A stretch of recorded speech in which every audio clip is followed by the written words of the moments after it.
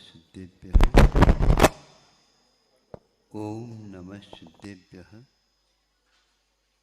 ओम नमः सिद्धेभ्यः। अहिंसा परमो धर्म की। आचार्य गुरुवर श्री कुंद कुंद भगवान की। आचार्य गुरुवर श्री ज्ञान सागर मुनि महाराज की।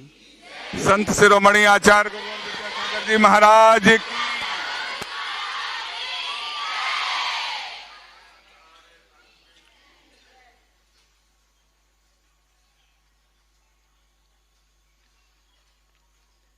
एक स्थान पर लिखा है,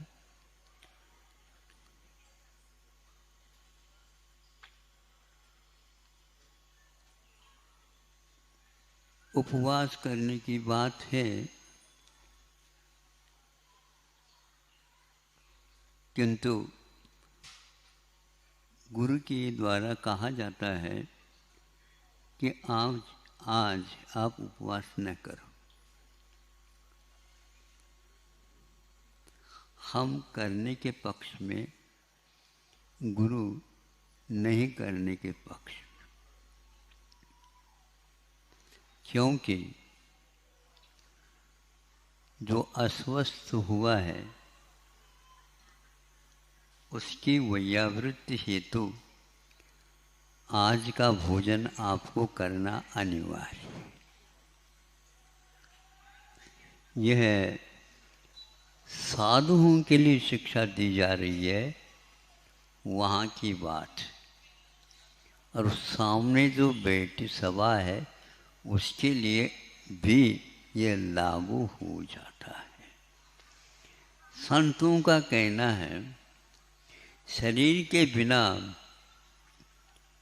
धर्म साधन नहीं होता और अन्न के बिना यह शरीर का टिकाव संभव नहीं।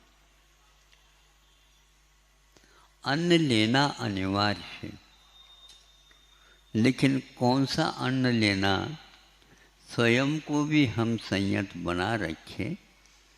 और जो रुग्ण हुआ या अस्वस्थ हुआ है उसकी स्वास्थ्य भी बहुत जल्दी ठीक हो। यह एक व्यवहार है, इसके पीछे धर्म भी लगा हुआ है। और धर्म का अर्थ मैं मेरे लिए ही करूं ऐसा कहीं भी लिखा नहीं गया। जिसके लिए जो आवश्यक है उसके लिए धर्म प्रदान करना यह अनिवार्य है, उसको सिखाना अनिवार्य है।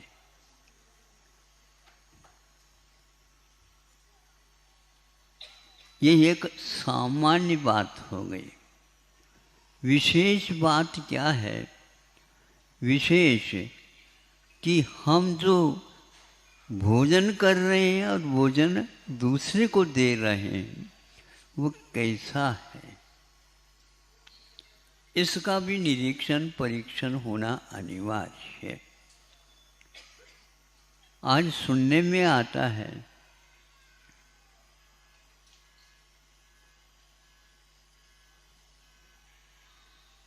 प्लास्टिक के चावल बन रहे हैं।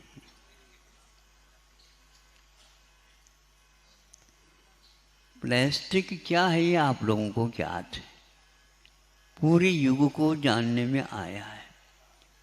अब सोचा सामने वाले व्यक्ति ने विज्ञान के माध्यम से उस प्लास्टिक को इस ढंग से टुकड़े टुकड़े करके रसायन पद्धति से और उसको चावल का रूप दे दिया। आप परीक्षा कर नहीं सकते, आप निरीक्षण कर सकते हैं, लेकिन आप निर्णय नहीं दे सकते यह चावल नहीं है।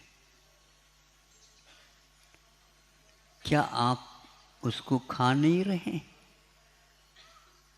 महाराज इसलिए खा रहे हैं कि चावल बहुत अच्छी क्वालिटी का है और उसमें देखने में तो ऐसा लगता है कि मैं भरपूर खा लूं। और सुगंधी के लिए जो सुवासित चावल होते हैं उससे आगे के वो चावल हैं। अब क्या करेंगे आप? आंतों में जाएगा, क्या वह रोग पैदा नहीं करेगा? इसीलिए जो यहाँ पर अभी कहा गया है, स्वस्थस्य स्वास्थ्यम रक्षेत। स्वस्थ होता है, उसके स्वास्थ्य को भी ज्यों का त्यों बनाए रखना ये आवश्यक है। इसलिए एक व्यक्ति का ये काम नहीं है, एक व्यक्ति से लेकर के प्रधानमंत्री और राष्ट्रपति तक ये कर्तव्य की कोटि में आ जाता है। आज के युग में चुनाव के अलावा कुछ नहीं दिख रहा है राजनीति की अपेक्षा से, और शिक्षा के क्षेत्र के अपेक्षा से साइंस विज्ञान के अलावा कोई पढ़ाया ही नहीं जाता है। बच्चा पढ़ना ही नहीं चाहता, पढ़ना चाहता भी है तो अभिभावक बहुत जल्दी भावुक हो जाते हैं। अब उनकी भावुकता को हम कैसे मिटाएं?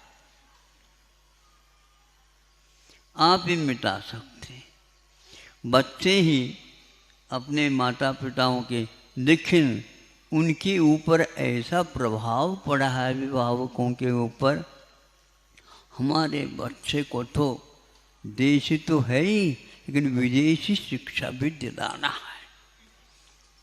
अब कौन से तिलक में तिलक लगाए कि ये देशी शिक्षा है और ये विदेशी शिक्षा है? आप ही बताओ क्या करेंगे हम? अब उसके लेख के माध्यम से, उस विदेशी लेख के माध्यम से हम कह रहे हैं आपको, अभिभावक पहले सुने, बच्चे यदि नहीं आए तो उनको भी सुनाए, जो कोई भी है वो सब सुनाए। यह सुनाया गया था या लिखा गया था, भारत में 85 या 80% प्रसूति कार्य को संपन्न कराए जाए, किंतु यंत्र के माध्यम से, चीरा फाड़ी के बिना यह कार्य संपन्न सकुशल हो नहीं सकेगा। और आज भारत में 80 से 85% सारे के सारे, चाहे वह गरीब हो अमीर हो आदि आदि, किंतु विदेशी लेख आता है उसको भी पढ़ना चाहिए। मतलब की बात तो पढ़ो, और जो मतलब की बात नहीं, हमारे लिए रुचि नहीं है उसमें, तो उसको उपेक्षित करो। यह गलत बात है। ज्ञान की ही अवहेलना करना हो गया। विदेशों में जो प्रसूति का कार्य संपन्न होता है वह 15% मात्र आज हो रहा है। सुन रहे हो? तो इन ऑपरेशन के माध्यम से, शल्य चिकित्सा के माध्यम से यदि कोई कार्य होता है तो एक प्रकार से उसके दायित्व बहुत बढ़ जाते हैं। उसकी रक्षा के लिए, आगे के लिए वह किसी भी प्रकार से अब गर्भवती कार्य नहीं कर सकती है। यह कहा जाता है जीवन के लिए एक प्रकार से चुनौती दी जा रही है। घर में बैठ करके भी वह अच्छे अच्छे कार्य करना चाहे तो नहीं कर सकते। आयुर्वेद ही एक ऐसा साधन है इतिहास में, और आज तक वो जीवित है। उसमें कहीं भी इस प्रकार के कार्य के लिए अनिवार्यता नहीं रखी है, किंतु उससे पूर्व में सुखद शिशु का प्रसूति हो, इसके लिए उसको पहले से ही इस प्रकार का अन्न, पान, तेल आदि आदि वस्तुओं का प्रयोग करके उस शिशु का पालन पोषण स्वस्थस्य स्वास्थ्यम रक्षेत।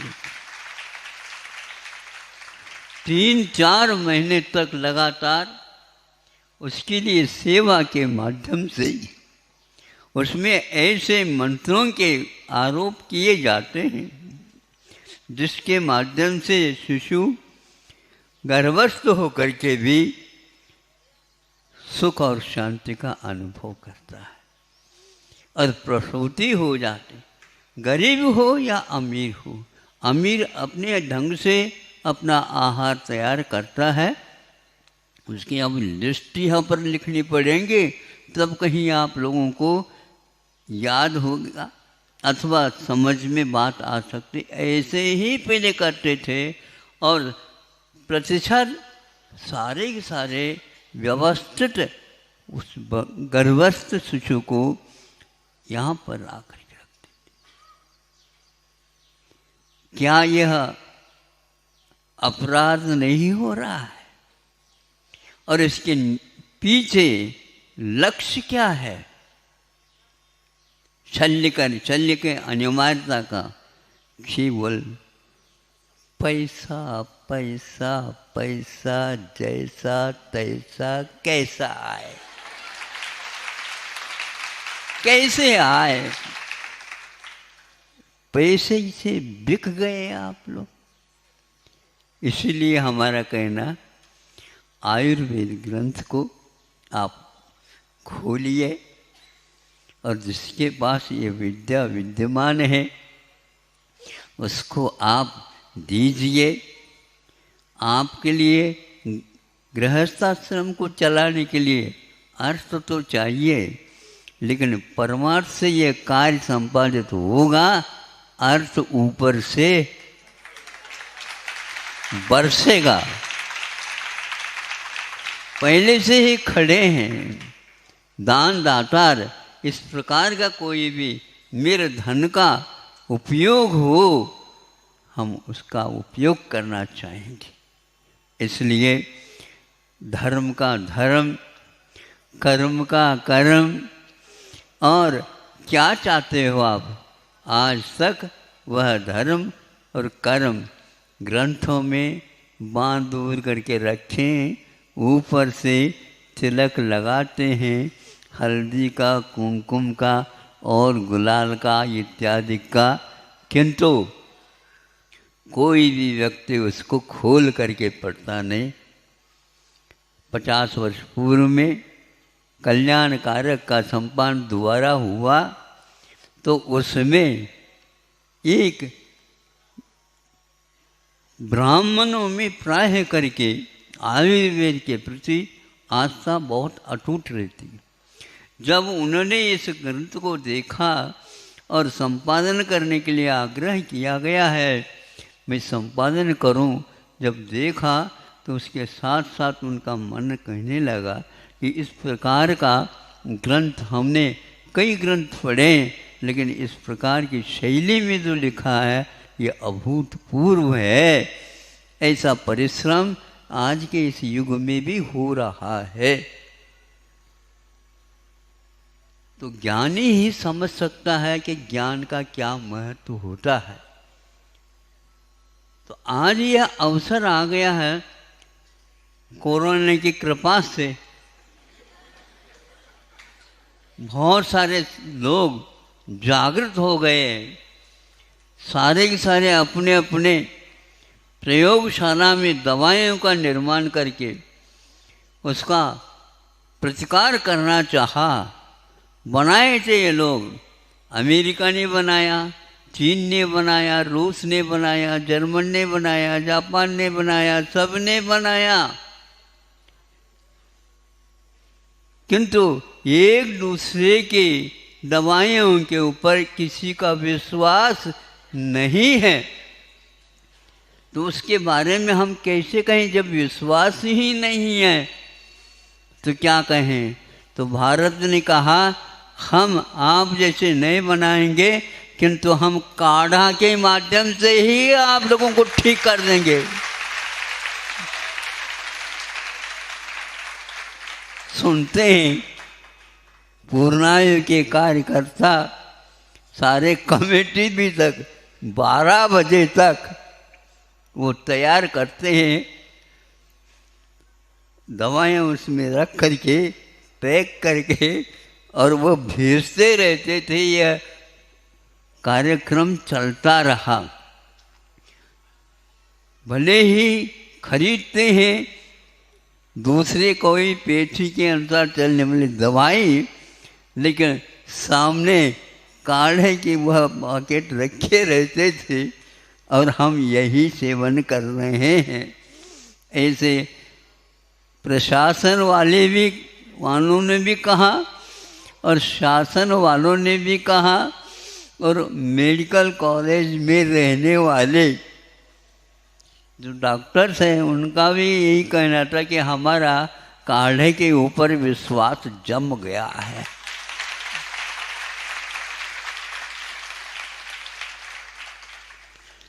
इसमें कोई मंत्र विशेष नहीं और कोई तंत्र नहीं है, केवल हम अपने सद्भावों के माध्यम से किसी भी प्रकार से यह प्रकोप शांत हो और सब लोग जल्दी जल्दी स्वास्थ्य का लाभ ले सके।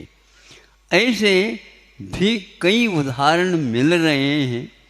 मैं ये कहना चाहता हूँ आप लोग इस ओर दृष्टिपात अवश्य करें, क्योंकि जब तक हम उस साहित्य की ओर अवलोकन नहीं करेंगे तब तक वर्तमान में जो भयंकर रोग हो रहे हैं उनकी इलाज के लिए एक दिन हाथ ऊपर करने की अपेक्षा सर्वप्रथम हम अपने चश्मा को उतार करके उन ग्रंथों का अवलोकन करने का प्रयास करें। इसमें कभी धोखाधड़ी नहीं होगी। शल्य चिकित्सा चूँकि आयुर्वेद में विधेय नहीं माना है, उसको कहीं लिखा नहीं गया, ऐसा नहीं। शल्य चिकित्सा है, शल्य चिकित्सा का तो चीरा पाढ़ी है, नहीं है, एकांत नहीं है ये, किंतु उस गांठ को, उस विकृति को गलाना है, जलाना है। तो ये किसके द्वारा भी, किसी के द्वारा भी किया जा सकता। वो चीरा फाड़ी से ही वो ठीक हो सकता, ऐसा कहीं भी नहीं निकाला। एक क्षारकम जो कर्म होता है आयुर्वेद में, उसके माध्यम से, उसके सेवन करने से वो गांठ पिघल करके कहाँ चला जाता पता नहीं। आप लोगों को अभी विश्वास इसलिए नहीं होता क्योंकि आप जिससे परिचित हुए हैं उसके प्रति आपका बहुत बड़ा गाढ़ विश्वास है। विश्वास को मैं समाप्त करना नहीं चाहता, लेकिन दूसरे की ओर देखो तो सही, कम से कम वह गायब कैसे हो रहा है। इतने बड़े बड़े जो गांठ को होता उसको वह पिघला करके और समाप्त कर दिया जाता। इसको क्षार कर्म की भी उन्होंने संज्ञा दी है। यदि आप चाहते हैं तो हमने एक बार सुना था, अमृत धारा है जिसमें 3 वस्तु मिलती हैं, पेपरमेंट, कपूर, अजवाइन का फूल। ये 3 हैं और सस्ते भी हैं और सब जगह ये उपलब्ध भी होते हैं। और उसके प्रयोग करने से तात्कालिक 1 सेकंड, 1 मिनट भी नहीं लगता, घाव में से गिर गया और उसमें से खून बह रहा है, उस बहते खून को वह बंद कर सकता है 1 मिनट के भीतर। ये अमृत धारा है और उसी को यदि लगाते चले जाएंगे तो पक्का है आज 8-10 दिन हो गए होंगे प्रमाद के कारण, और नीचे देखते हुए भी वह नहीं दिख सका क्योंकि ब्रेकर लगाया था वहाँ पर। तो हमने कहा ये तो रंग है, लेकिन वहाँ पर कुछ ऊंचा बनाया था तो हाथ जा कर के टिक गया। तो वहाँ पर घाव हो गया और खून आ गया। इसको लाओ, ये लाओ, लाओ, ये कुछ भी नहीं लाओ, यदि अमृत धारा है तो लाओ। और उसको लगाने से आधा मिनट भी नहीं लगा, खून जहाँ जहाँ से आ रहा था वह रुक गया। ऐसे 2-3 उदाहरण मिले। हमारा तो विश्वास अमृत धारा के ऊपर जम गया।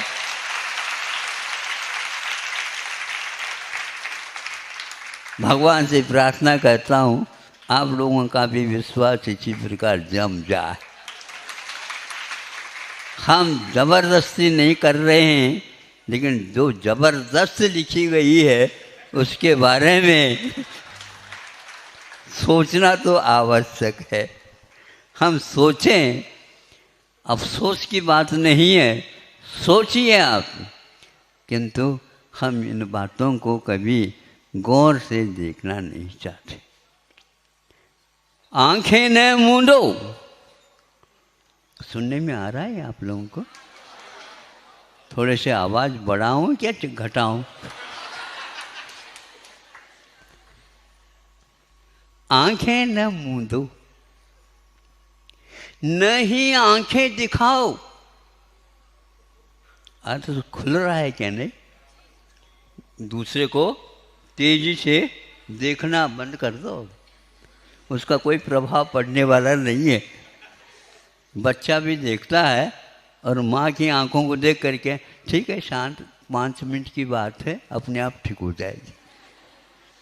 ऐसा ही होता। तो आंखें न मूंदो, सत्य के बारे में जब सोचना होता है तो उस समय आप आंखें बंद करते हैं। तो मैं सोचता हूँ आंखें बंद करके ये सोच रहे हैं, नहीं पश्चाताप कर रहे हैं, हम इसके बारे में कुछ भी नहीं जानते।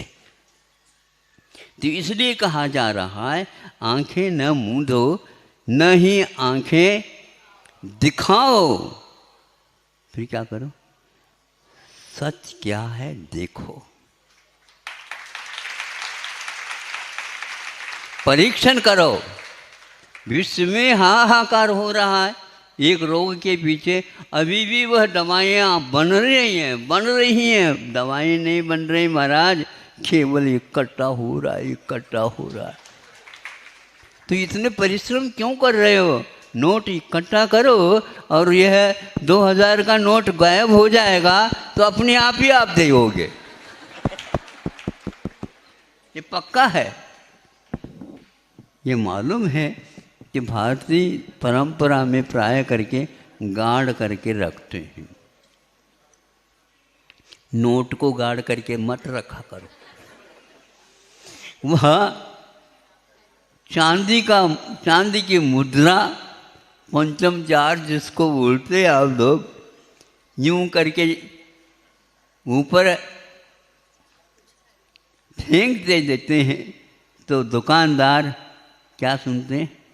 उसकी झनन आवाज़ सुनते हैं तो ये ठीक है, और इसमें से कुछ आवाज़ नहीं निकला, ये खोटा है। आयुर्वेद खोटा नहीं है, आपके निगाह में जो खोट है उसको दूर करने की क्षमता रखता है। दवाई के मूल्य के बारे में मत पूछो, बहुत कम दाम में वो औषध आपके लिए उपलब्ध होता है। निःशुल्क बांटने का परंपरा या रिवाज था, आज भी विद्यमान है, क्योंकि उन दवाओं के माध्यम से चेतन को दिशा मिलने वाली है, केवल शरीर को नहीं, चेतन को मिलने वाली है। ऐसे दवाइयों के माध्यम से हम सामने वाले के जो बिल्कुल असाध्य भी रोग हो उनको भी हम अवश्य ठीक कर सकते हैं। ऐसे ग्रंथों में कई बातें लिखी गई हैं।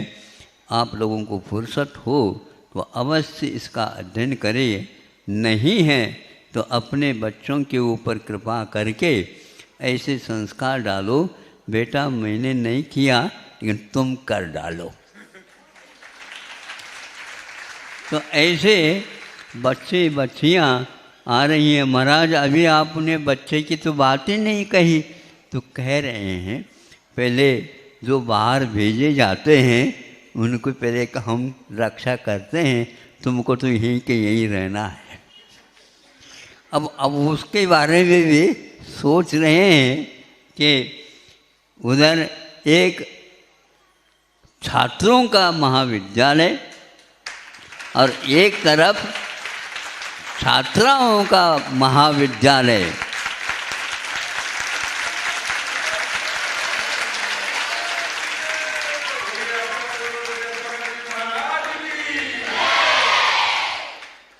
कई बच्चों की मांग थी, भैया मैं महाविद्यालय से डरता हूँ क्योंकि हमने विद्यालय देखे, महाविद्यालय नहीं। किंतु अवश्य हमारी भावना है कि आप लोगों को भी मिले, लेकिन जब तक आप लोगों का संकल्प ठीक नहीं होगा, अस्थिरता गायब नहीं होगी, तब तक ये कार्य किया नहीं जा सकता। इसलिए उसको दूसरे चरण में रखा है। 1 वर्ष में 100 इधर और 100 इधर, एक साथ 200 का प्रवेश और 5 साल के उपरांत एक साथ 200 का वैद्यों का यहाँ से निकलना होगा। इस आदर्श कार्य को, पुनीत कार्य को, पावन कार्य को संपादन करने वाले शिक्षक और शिक्षिकाओं की भी बड़ी आवश्यकता है और बहुत ही छानबीन करके दूर दूर से उन वैद्यों को, उस पेठी को, उस पद्धति को, जो कि केवल मात्र भारत में केरल के स्थान में ही वह रह रहा है, किंतु इधर भी लाने का प्रयास उन्हीं विद्वानों के द्वारा हो रहा है। क्योंकि जिन्होंने अपने जीवन में आयुर्वेद की सेवा करते करते जो अपने पास अर्जन किया है, उस अनुभव का वितरण भी इस ओर हो जाए और सरकार के भी कम से कम ऐसे भयानक रोगों से बचने के लिए ऐसे वैद्यों को और ऐसे साधनों को तैयार करे। समय ज़्यादा हो रहा है, आप लोग आगे के भी कार्यक्रम होंगे। ज़्यादा और भी कहना चाहता था, लेकिन यह संक्षेप में भी बहुत कुछ हो सकता है। अभी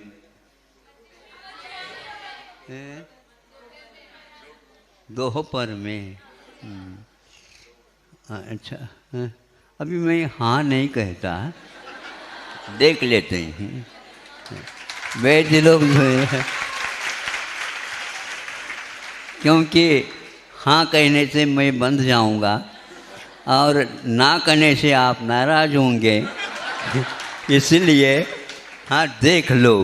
तो ये देख लो में आपकी भूख बढ़ेगी, अवश्य बढ़े।